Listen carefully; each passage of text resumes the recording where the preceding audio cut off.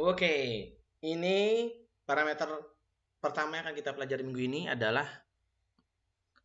bagaimana perilaku suara di lautan. Sip. Ada yang udah pernah dengar suara paus? Kita coba lihat gimana sih suara paus sebelum kita masuk-masuk dulu.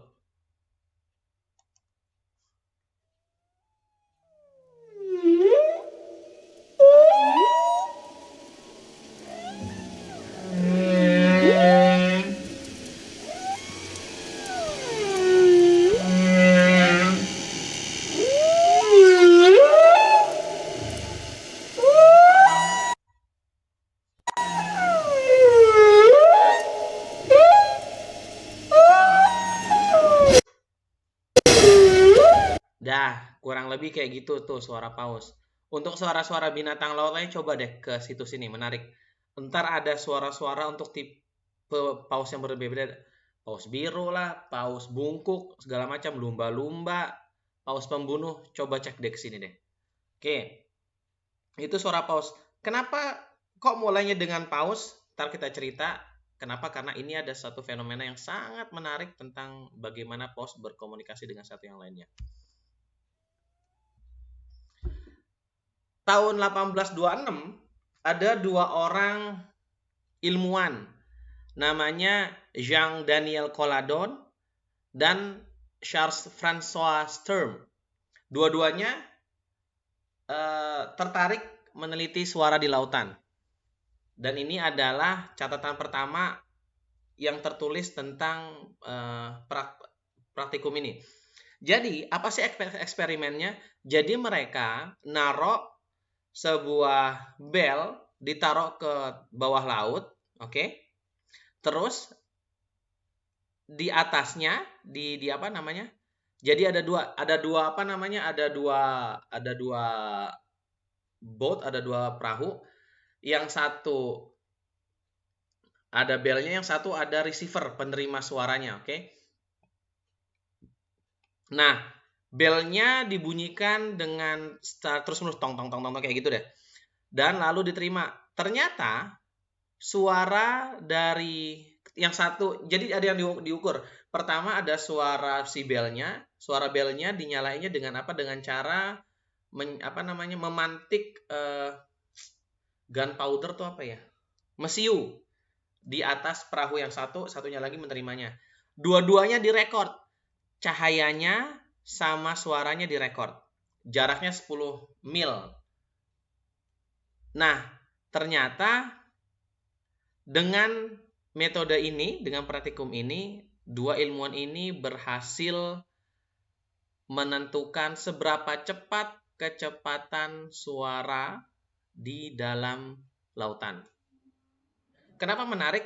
Dengan metode yang sangat sederhana ini, pada zaman itu, ya dia udah bisa nentuin, oh ternyata kecepatan suara di dalam laut itu sekian loh. Ternyata ditemukan bahwa kalau kecepatan suara di udara itu sekitar 340 meter per sekon. Itu cepat banget loh, 340 meter per sekon. Sementara kalau di laut, rata-rata kecepatan suara itu 1500 meter per second. Tentu saja ini bervariasi. Kenapa? Karena dia tergantung, nanti ada 3 yang kemarin kita pelajari, tergantung temperaturnya, tergantung salinitasnya, dan satu lagi tergantung tekanannya. Tapi perbedaannya kecil, mungkin hanya beberapa persen lah aja. Misalnya jadi 1480 sampai 1550, nggak terlampau heboh. Apa sih yang terjadi? Ini udah dicek bahwa kalau terjadi kalau terjadi perubahan 1 derajat Celcius, maka akan terjadi perubahan pada kecepatan suara sebesar 5 meter per second. Secara umumnya, kecepatan suara pada lautan akan turun kalau temperaturnya naik. Saya ulang, kalau temperaturnya naik, kecepatan suaranya turun, makin melambat. Kalau salinitasnya naik, maka kecepatan suara juga naik. Oke, berapa sih rate-nya? Naiknya sekitar 1,3 meter per second perubahannya dengan perubahan satu satuan salinitas per mil.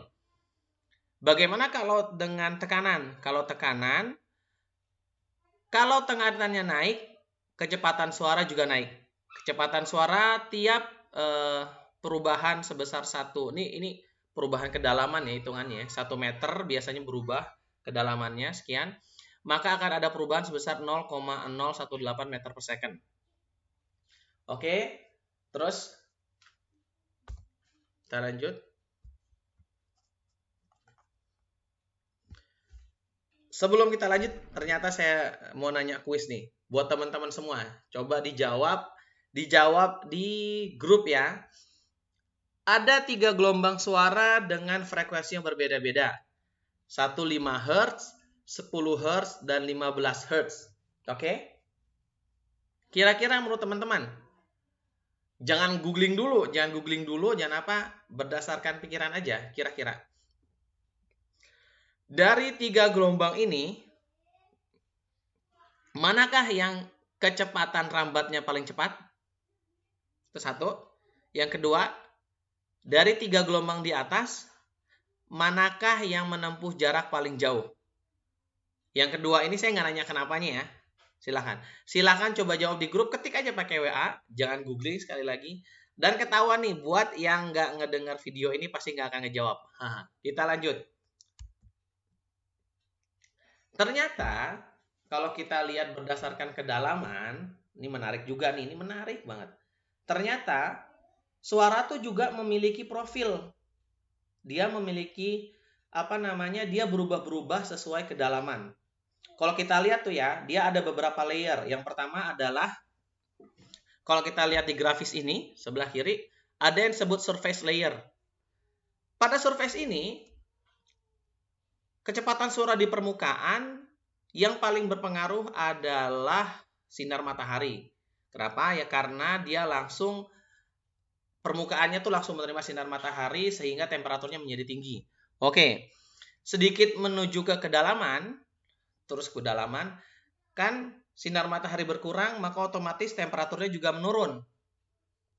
Maka seiring bertambahnya kedalaman, nanti kecepatan suara itu akan menurun. Oke? Jadi kalau di permukaan air tadi rata-ratanya 1.500, maka dia akan terus menurun, mungkin sampai ke kedalaman di 1.000, kedalaman minimal 1.000, dia akan menurun terus. Lihat, di 1.000 meter, di kedalaman 1.000 meter, kecepatan suaranya mungkin sekitar 1.490-1.480. Oke? Ini bisa dibilang kecepatan suara minimum. Tapi menariknya, ingat, pada zona yang tadi itu si kecepatan suara menurun drastis, efek terbesarnya yang paling mengurangi adalah temperatur. Tapi ingat, ketika 1.000 meter, apa yang terjadi di pelajaran sebelumnya juga temperatur, bisa dibilang sinar matahari nggak masuk lagi tuh. Sehingga temperaturnya kan konstan di bawah itu. Ketika temperaturnya konstan, maka pada zona di bawah 1.000 meter yang paling berpengaruh nanti adalah tekanannya. Dan tekanannya ketika makin dalam, pasti tekanannya makin kuat. Tadi seperti yang kita lihat, penelitian menunjukkan bahwa ketika tekanan makin besar, maka kecepatan suara akan makin cepat juga. Sehingga ternyata setelah tadi si kecepatan suaranya melambat sampai kecepatan minimal 1.490, dia kembali balik lebih cepat lagi. Terus sampai makin dalam, makin cepat kecepatan suaranya. Pada zona ini yang paling berpengaruh adalah tekanan. Nah, kita lihat bahwa tadi saya bilang ada 3 yang mempengaruhi: temperatur, tekanan, sama salinitas. Kalau kita berbicara laut dalam, salinitas nggak terlampau pengaruh. Tapi kalau kita berbicara daerah pantai, daerah muara, maka kecepatan suara akan sangat berpengaruh terhadap salinitas, terutama karena perbedaan salinitas di daerah itu ya bisa dibilang sedikit besar. Kalau di sini enggak. Nah, apa yang akan terjadi berikutnya? Kita lihat ya. Kita lanjut berikutnya.